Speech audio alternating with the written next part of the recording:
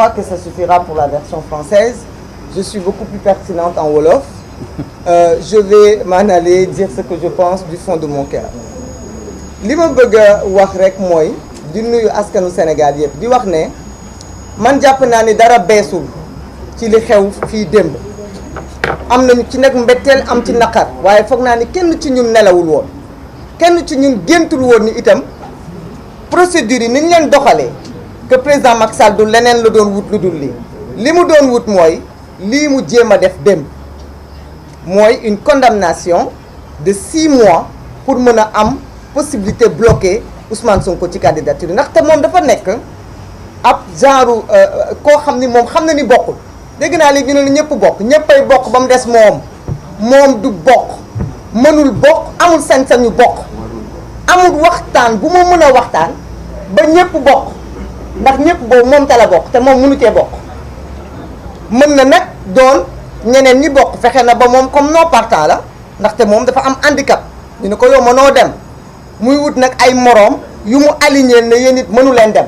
comme nag ñoo yem comme ni ñuy wax sax xaw ma bukki bu bëggee bu amee lu ko dal day wut ay moroom moom ci tànk yooyu la ne man mënumaa dem dinaa fexe ba wut kaddu yee rafetul moo tax ma yem ci foofu mën naa fexe ba parce que samay wolof xaw naa ko tuuti mën naa fexe ba jéem a lijjanti ay nit yoo xamante ne moom ñoo ma bokk mbir ci tànk yooyu la nekk dama ni loolu dara beesu ci parce que loolu kese moom képp loolay xalaatam loolay xam-xamam pour toog fii ci réew mi lii bees mooy ñun suñu taxawaay mooy taxawaayu askan wi loolu mooy bees te foog naa ne nag sant naa yàlla bi ma gisee taxawaayu Yewwi Askan Wi ak li ma dégg ci ñoom parce que jàpp naa ni fii amul kenn koo xam ni li nga taxawoon démb ci boobu Ousmane Sonko tey di nga ci taxaw lu toll nii nga wàññi ko ci mënul nekk ndax li tax mënul nekk mooy dañoo am des destins liés li tax mënul nekk mooy soutenir Ousmane Sonko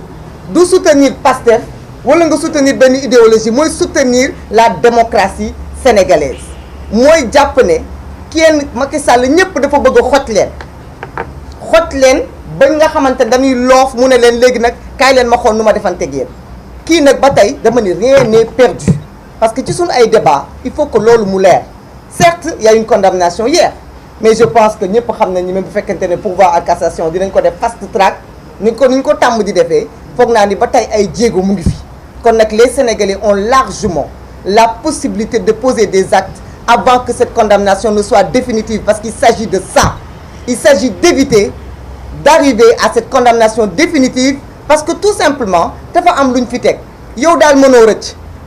kaay ñu wax la ci diffamation doo rëcc waaye bu dul diffamation tam dinañ la indil beneen dossier criminel mënoo rëcc Ousmane Sonko daal mooy ki nga xamante ne tey jamono jii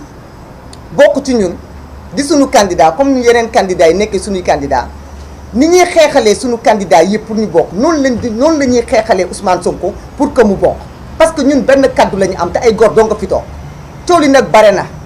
wax ji bare na mënta ñàkk comme li may wax rek ndaxte àdduna ay nit bu ñu bokkee ndey ak baay sax léeg-léeg ñu jote mais li may xam mooy ay nit bu ñu bokkee deret dañu war a rus tuurante seeni deretu moroom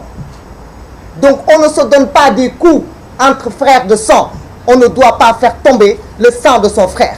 ça évitons-le et Yewwi Askan Wi est une famille donc nous devons tout faire pour que le sang qui coule soit le sang de Macky Sall et non le sang de l'un des nôtres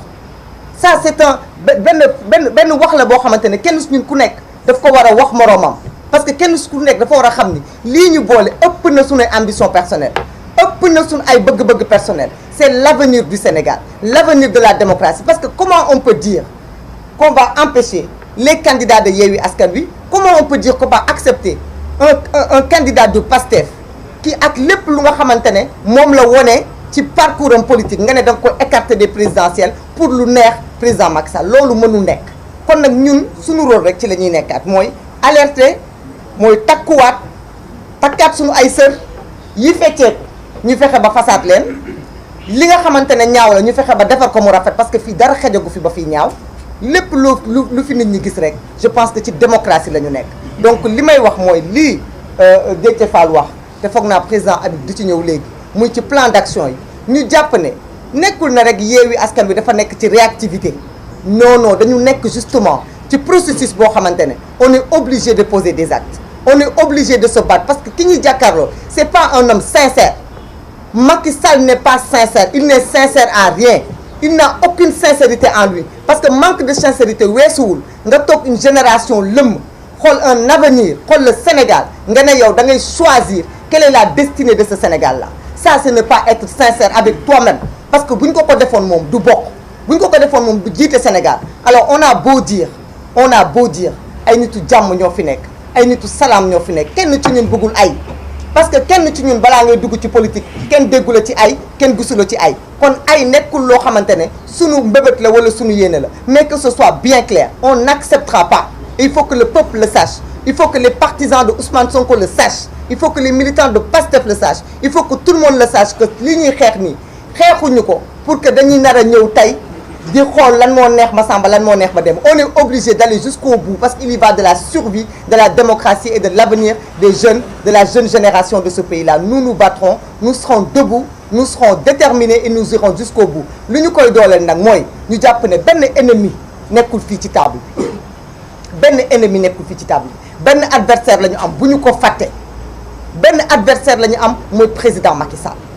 Kon nag si les gens ont à tirer que tout le monde se retourne et tire sur le président Macky Sall qui est lui seul coupable de cette déchéance de la justice, coupable des conditions difficiles des populations, qui est lui seul coupable de la situation actuelle que nous sommes en train de vivre. Nous réitérons notre solidarité bien sûr à Ousmane Sonko et nous disons que au-delà de ces procédures par rapport à cette diffamation, il y a d'autres procédures, mais qu'il sache que nous serons toujours à côté de lui. Je crois que lui, il n'a même pas besoin qu'on le dise, mais que l'opinion le sache. Xam ni fii kenn bàyyiwu fi kenn beddiwu fi kenn du fi changer benn fusil d'épaule, kenn du fi changer lenn looy doxee. Li ñuy def rek mooy ca lañ nekkoon ci loolu la ñuy nekk ba tey mooy continuer combat démocratique bi fexe ba ki warul bokk moom bu mu bokk mais ñi war a bokk dañuy bokk par la force te loolu moom mënu ci dara maa ngi leen di remercier. Merci.